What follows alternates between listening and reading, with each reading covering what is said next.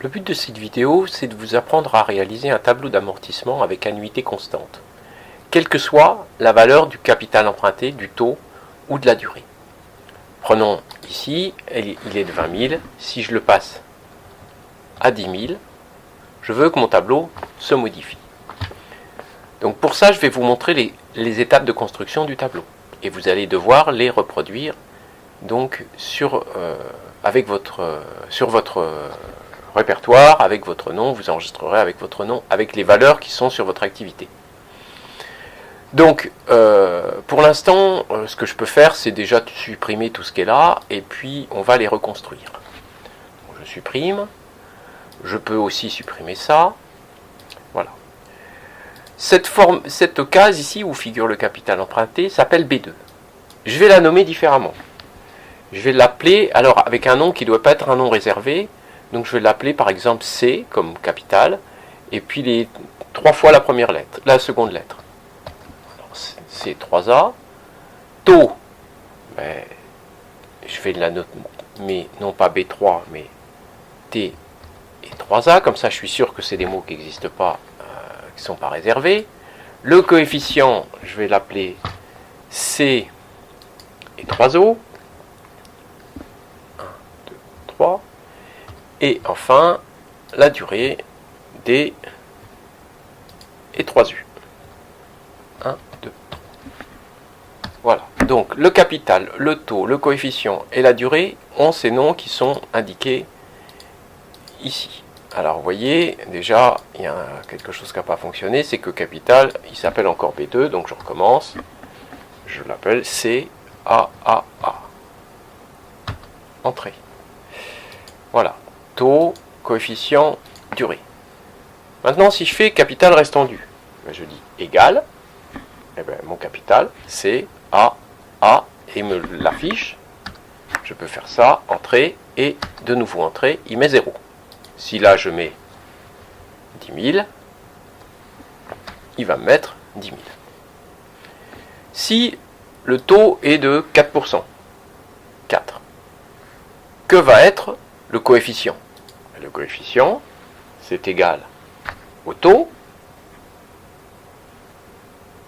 Bon, on va faire égal 1 plus le taux T, O, O, non, A, excusez-moi, T, A, divisé par 100. Divisé par 100. Je n'ai pas mis de parenthèse, on va voir si ça va bien. Ça va bien. 1,04. La durée, par exemple, je vais faire 5 ans. Entrée. Si je veux, par exemple, calculer l'intérêt. L'intérêt, c'est quoi?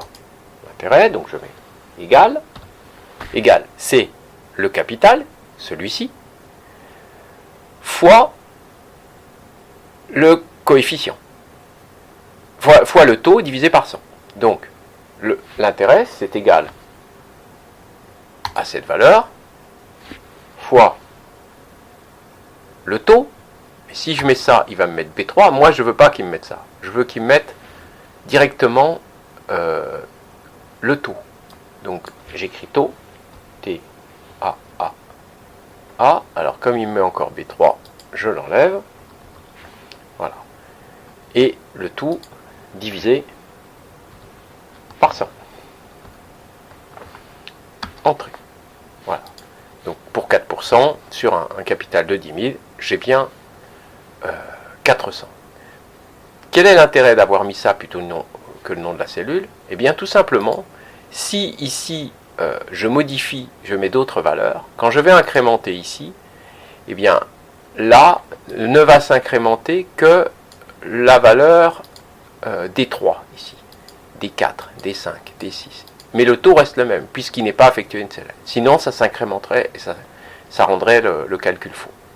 Il irait chercher ici, une fois ici, une fois là, une fois là, une fois là, et ça ne marcherait pas.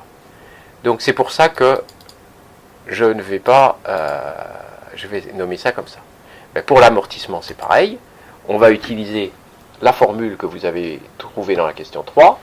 Donc égal, donc le capital emprunté, on écrit CAAA, fois, et alors là, attention, il va falloir faire tout un tas de calculs avec un dénominateur, enfin un numérateur sur un dénominateur, donc attention à bien mettre des parenthèses, votre calcul dedans, et encore le calcul pour le numérateur divisé par le dénominateur.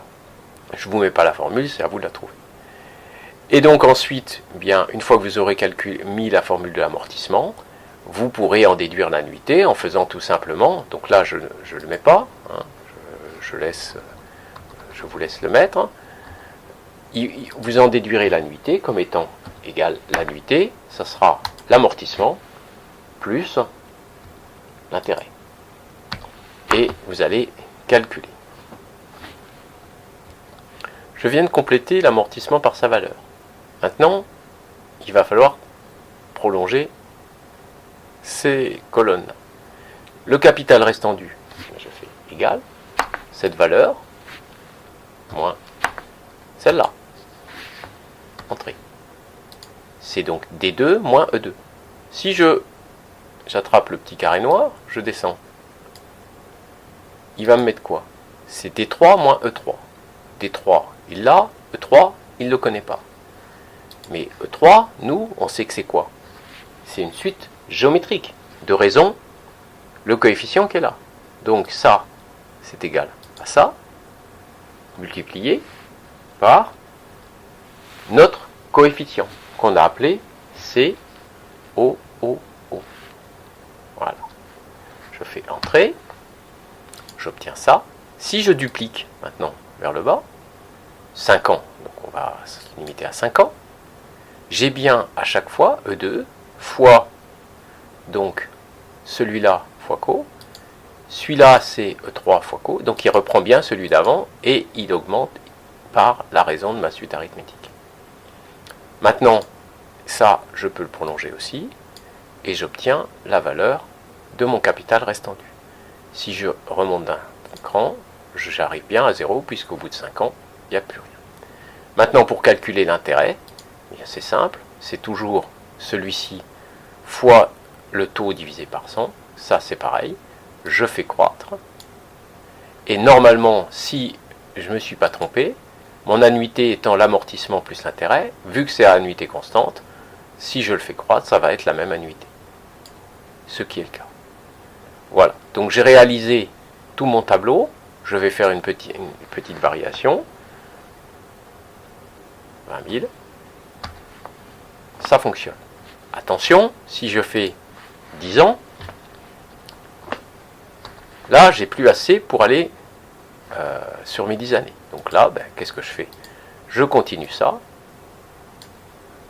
Ici, de même. Là, j'ai dépassé, ces deux-là, je les supprime. Voilà, celle-ci aussi, elle ne me sert pas. Et maintenant, l'intérêt, je peux prolonger.